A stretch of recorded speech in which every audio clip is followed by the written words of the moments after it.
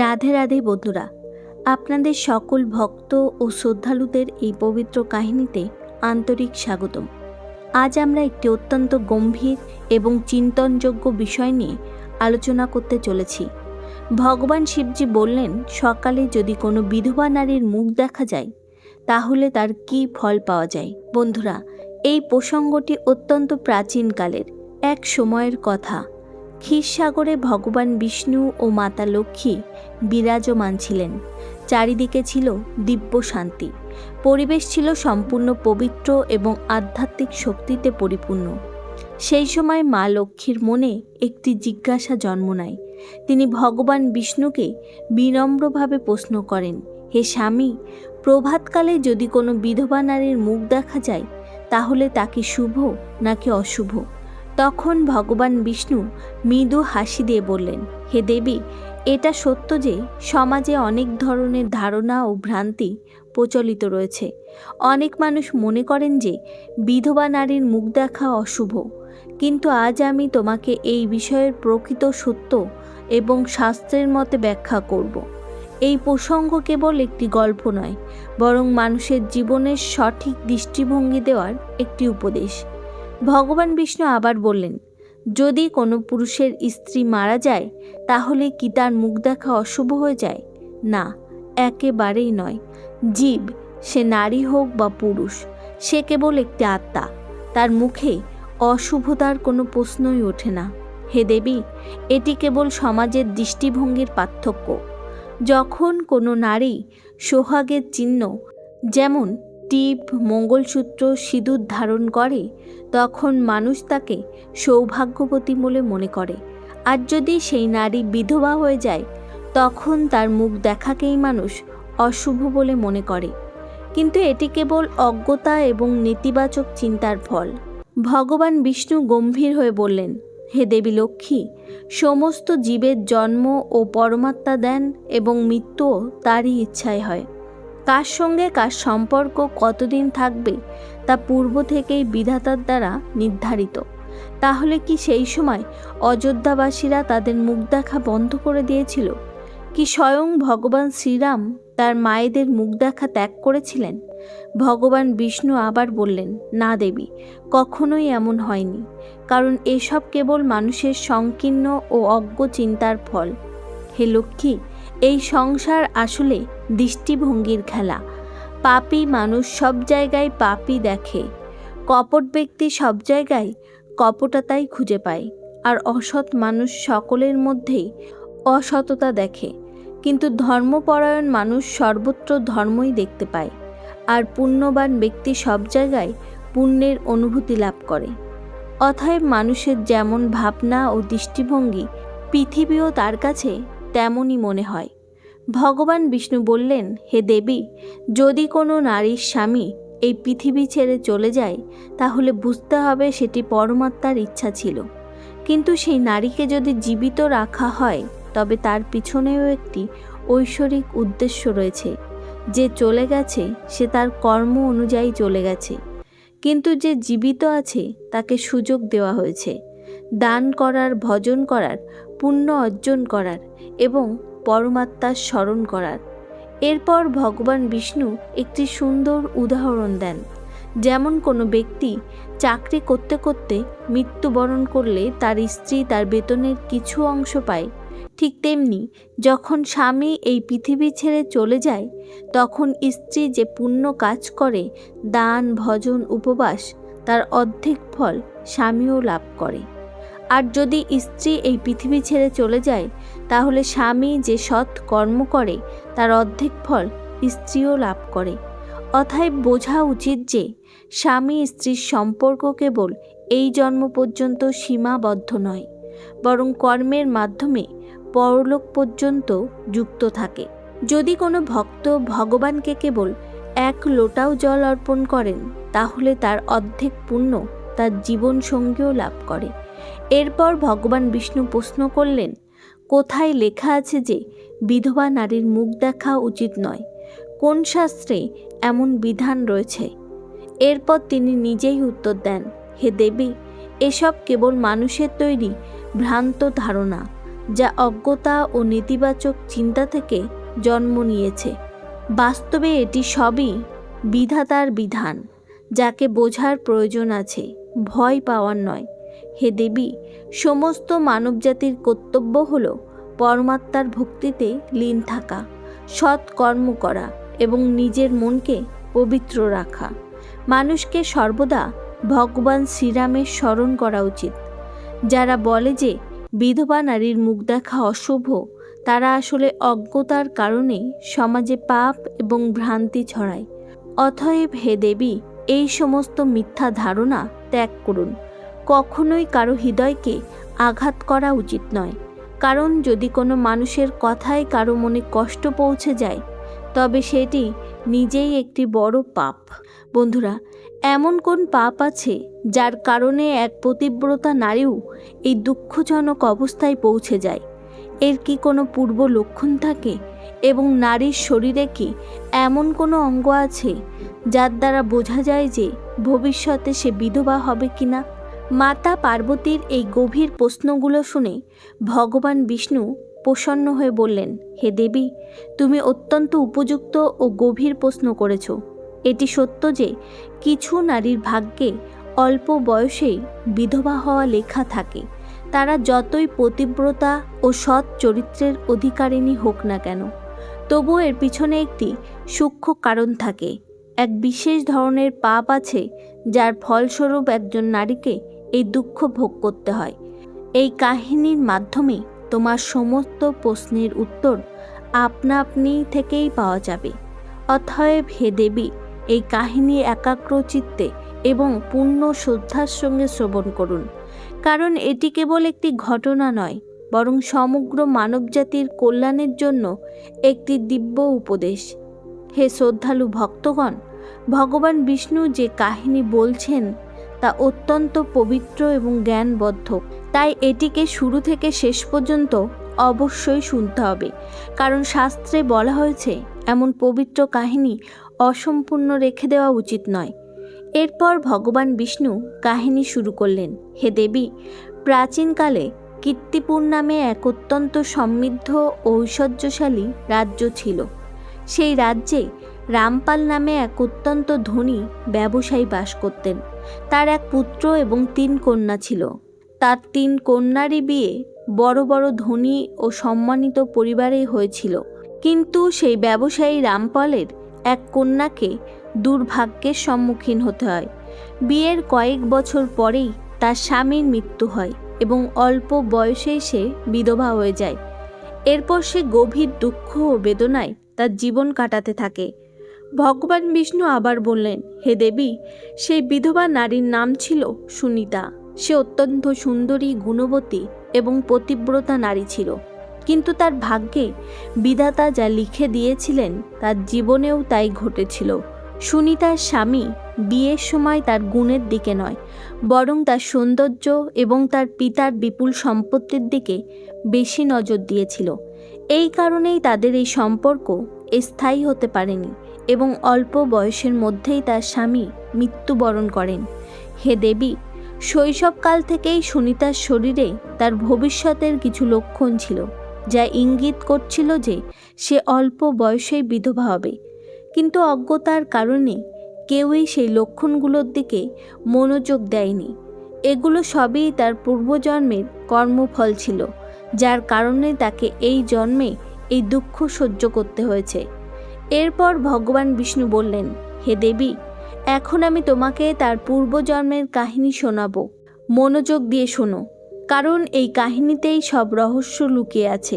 কাহিনীর বিস্তার করে ভগবান বিষ্ণু বললেন, পূর্বজন্মে সেই সুনিতা এক ধনী ব্যবসায়ীর ঘরে জন্মগ্রহণ করেছিলেন এবং তার নাম ছিল দেবিকা।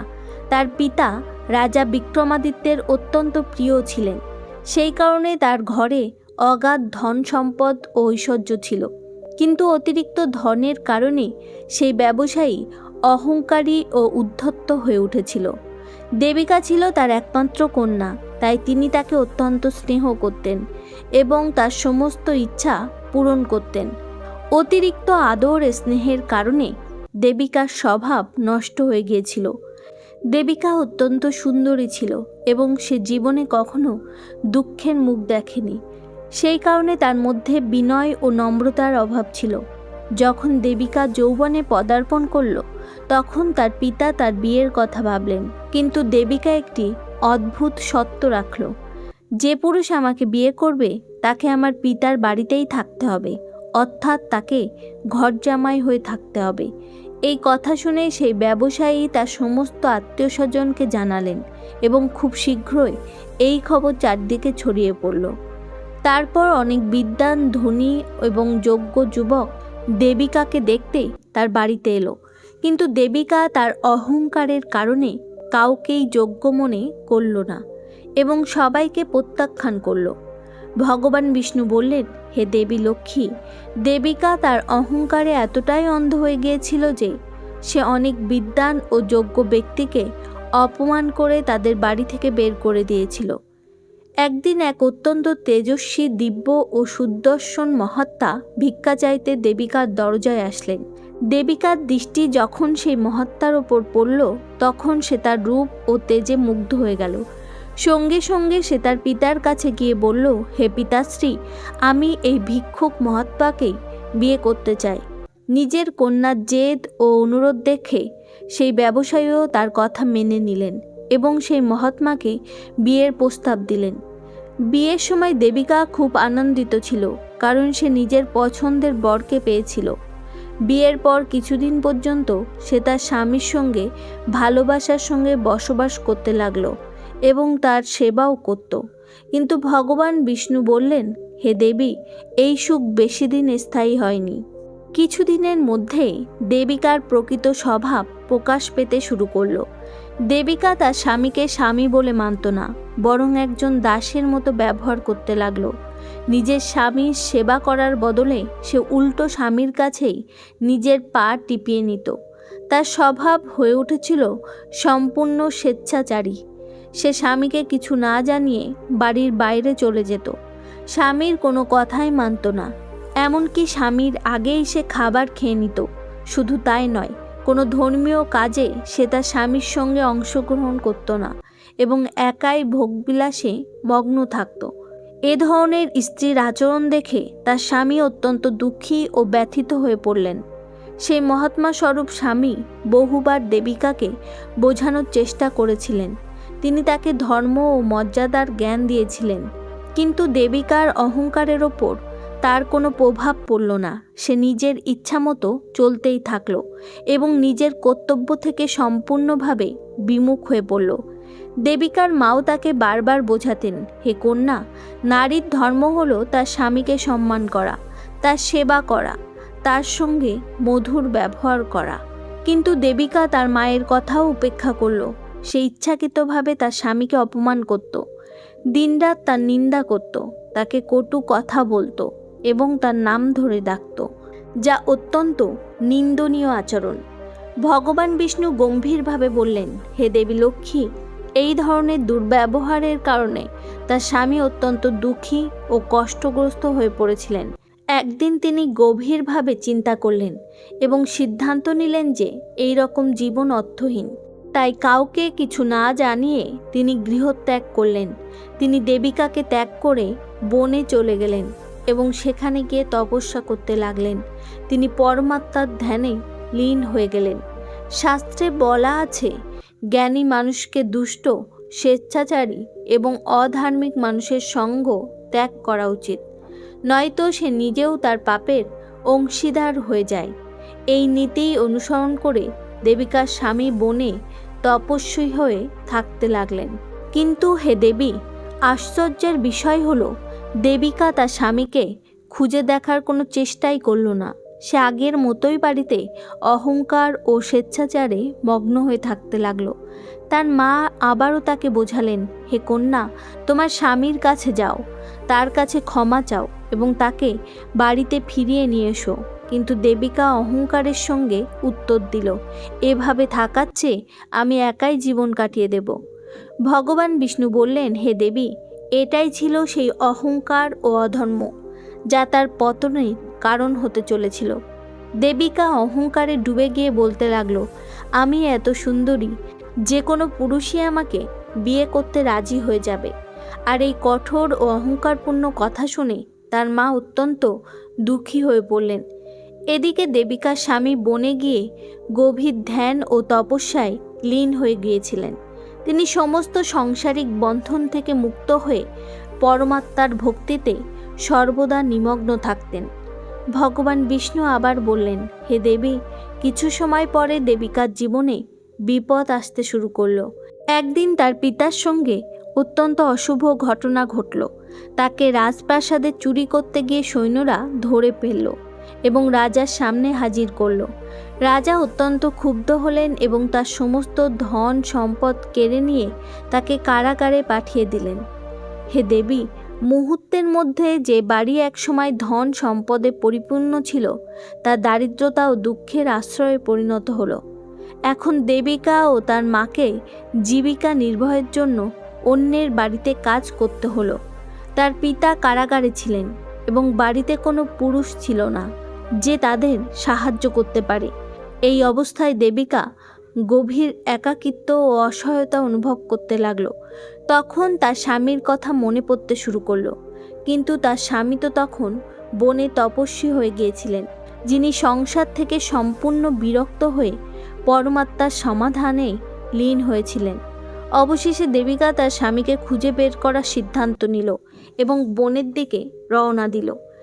সে বন থেকে বনে ঘুরে বেড়াতে লাগলো।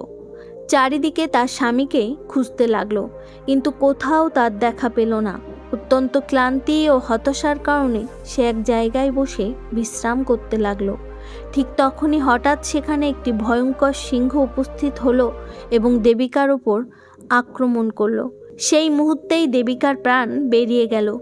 ভগবান বিষ্ণু বললেন, হে দেবী, এইভাবে নিজের অহংকার, অধর্ম এবং দুর্ব্যবহারের কারণে দেবিকার জীবনে অত্যন্ত দুঃখজনক পরিণতি ঘটল।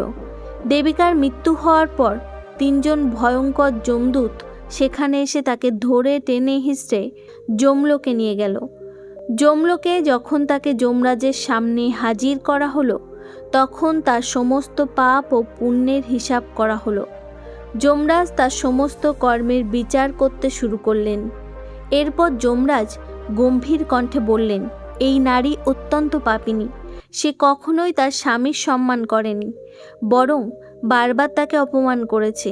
সে তার স্বামীকে নাম ধরে ডাকত এবং তার সঙ্গে একজন দাসের মতো আচরণ করত।